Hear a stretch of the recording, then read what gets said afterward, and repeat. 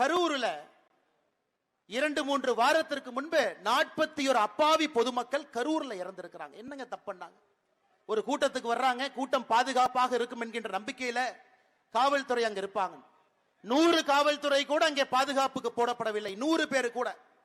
நேற்று பகுஜன் சமாஜ்வாடி கட்சியினுடைய முன்னாள் மாநில தலைவர் ஆம்ஸ்ட்ராங் அவரை கொலை செய்த குற்றவாளி, நம்பர் 1 குற்றவாளி இறந்த பொழுது, நேற்று அந்த குற்றவாளியினுடைய ஈம காரியத்திற்கு திராவிட முன்னேற்ற கழகத்தினுடைய அரசு எத்தனை பேரை பாதுகாப்பு போட்டாங்க தெரியுங்களா?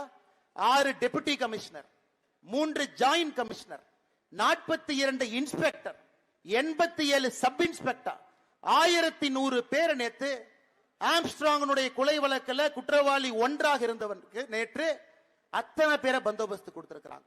ஆனா கரூர்ல 100 பேர். இதுலயே உங்களுக்கு தெரியும் திமுக ஆட்சியினுடைய அக்கறை எங்க இருக்கு, அவர்களுடைய கண்கள் எங்க இருக்கிறது என்பது வெளிவாக தெரியும்.